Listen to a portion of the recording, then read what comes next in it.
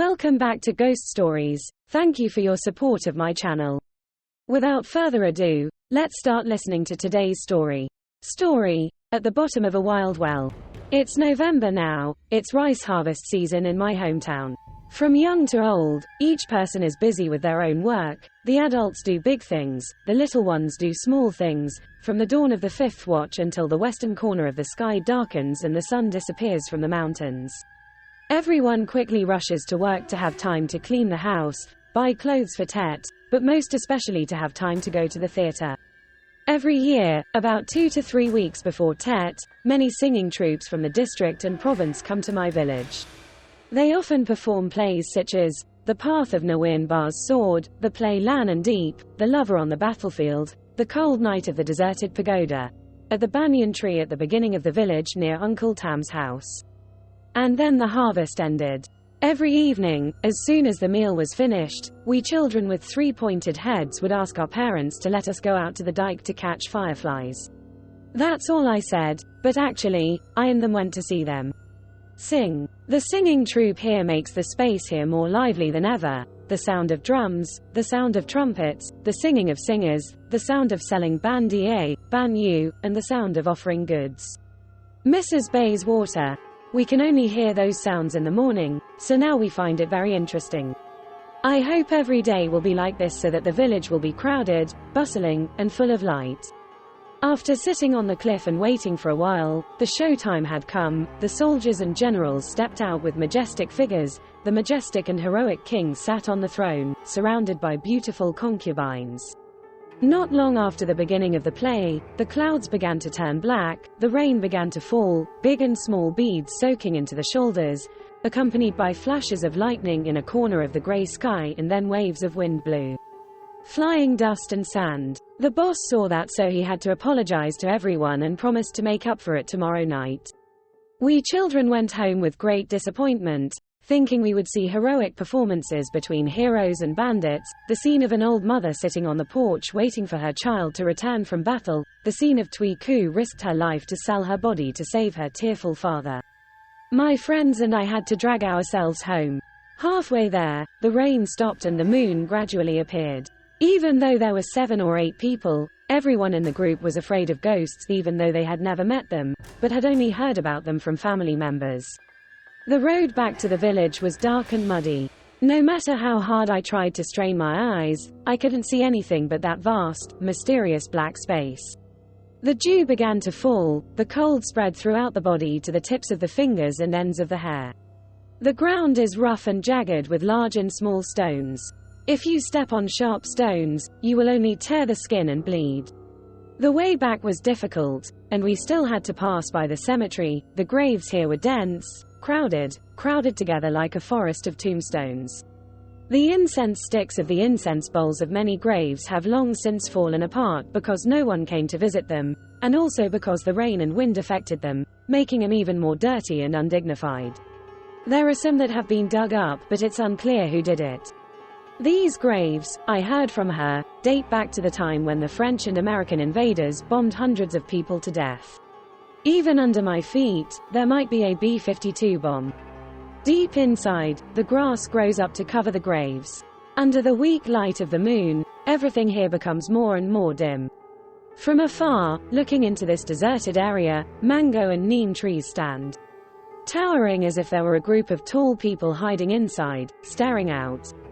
I don't know if it's because fear overwhelms my spirit or what, but the wind here feels colder, deadlier, and gloomier than ever. It blew across my hair, down my back, then quickly over my shoulder, as if an invisible hand was touching me. The wind made the branches and leaves on the trees rustle against each other, and the bamboo stalks made plaintive, creaking sounds, like someone screaming in the dark night. Suddenly, in my head, ghostly scenes, ghost stories, and the unjust ghosts she told me appeared like that without being able to control them. So I had to squeeze my stomach, grit my teeth and muster up the courage to walk past. No one dared to say a word to each other.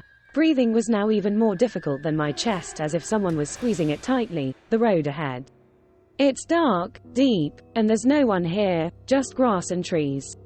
From time to time, there are a few distant howls of dogs. While walking, suddenly there was a sound in the bushes behind me. As soon as I heard it, deadly fear ran down my spine, goosebumps began to appear, sweat appeared on my forehead and back. I came out like a bath, my heart kept pounding, my breathing became even more rapid. We all didn't dare look at each other, and no one dared to turn our backs because everyone knew what was happening behind us. Before I could tell everyone to run, Tone immediately reached into his pocket, took out a rock the size of an adult's hand, and threw it into the grove. He shouted loudly as he threw it, "Are you a human or a ghost? Then come out here." I immediately asked in my head, what did this guy eat today to be so brave?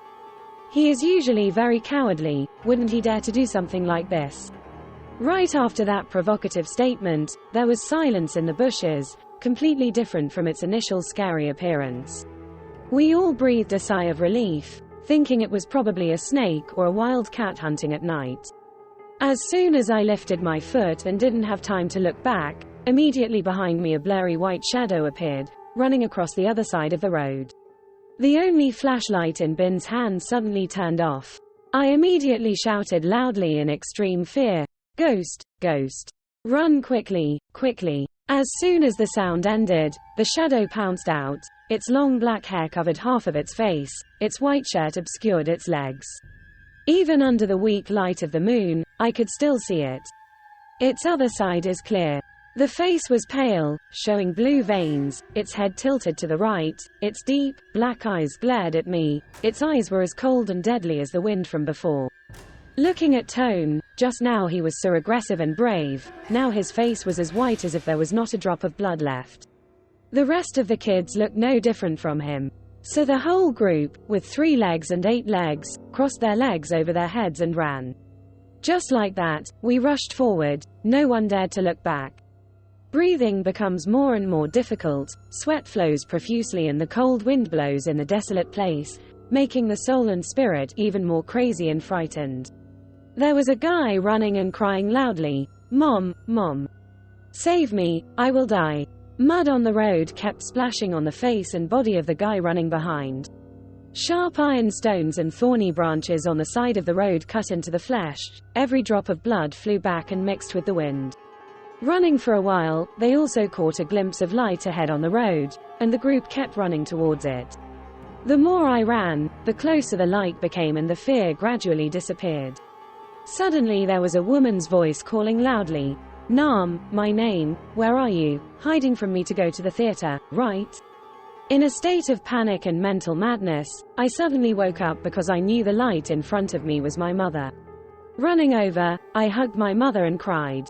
She saw that and knew what I had encountered, so she didn't blame me, but led me and my friends back to the village.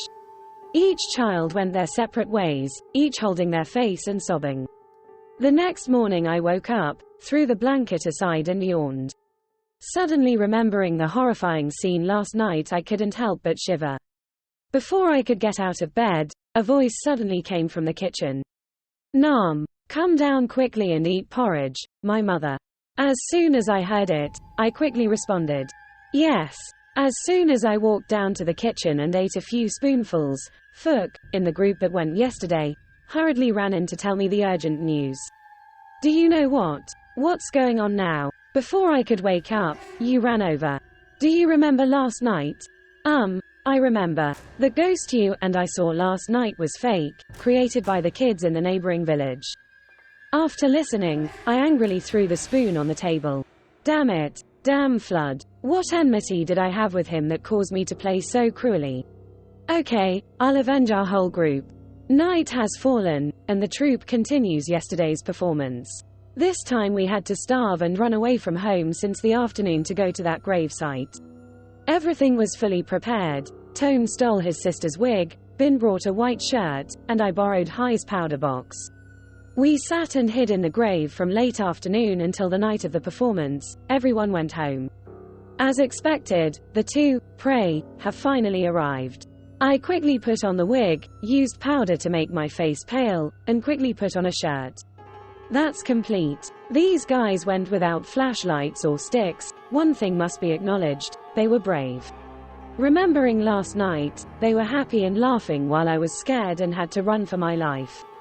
But anger welled up inside me. I quickly climbed up the mango tree and the fence in the grave site.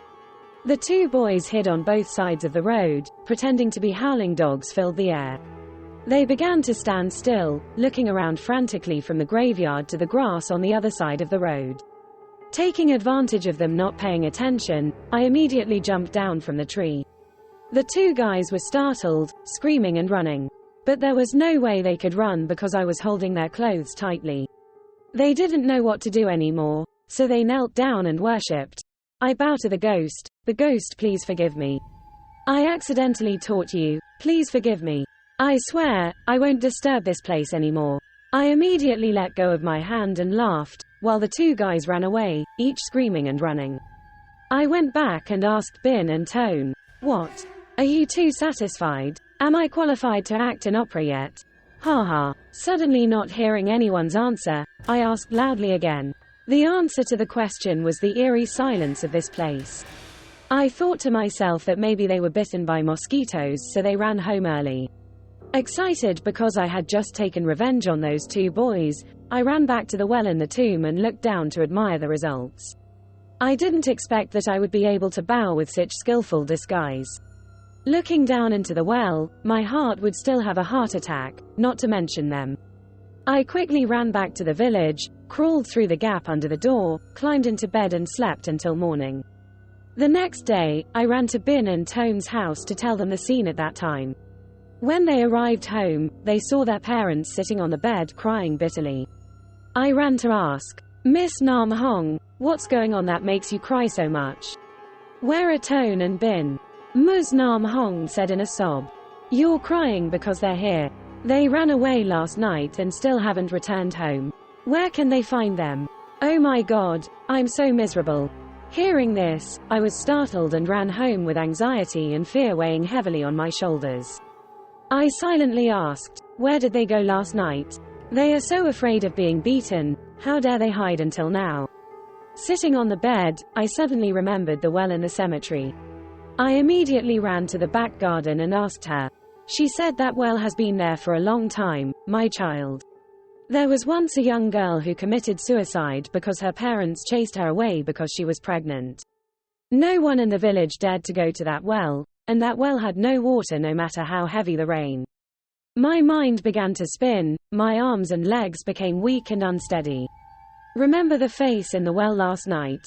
Oh my God. My mouth was stiff, my throat was tight, I fell to my knees, drops of sweat falling to the ground, everything in front of my eyes blurred. Before she could utter the next sentence, Ms. Nam Hong's house was abuzz with gossip. I immediately ran out the main door, straight past her house. What caught my eyes right now was not the image of the two brothers usually sitting on the ground playing checkers like every day. Instead, there was blood. The two children died with white faces, drool running down the sides of their mouths, their eyes rolled back, both their arms and legs had many scratches, cutting deep into the skin. 3 men in the search group said they found them lying in a bamboo bush, their mouths were full of sand and soil, it was very difficult to get him out and they didn't understand how they got in. That gap would be difficult for even a puppy to get into, let alone them. His mother ran back, hugged her and cried. Her plaintive cry made the whole village dumbfounded. This is probably the most horrifying image I have ever seen. Suddenly his father touched the two boys' necks and saw scratches and faint letters appearing. Watching quietly for a few seconds, then he read out loud, "The next person is you." Everyone in the village stared at each other not knowing who you were. But perhaps I am the one who knows best who you are. And tonight the troupe continued to perform. I was arrested at home for hiding 2 nights ago. The whole village had gone to watch the performance. I was alone in the house with a dark, cold space. The sound of drumming and reciting sutras transcended the souls of the two brothers.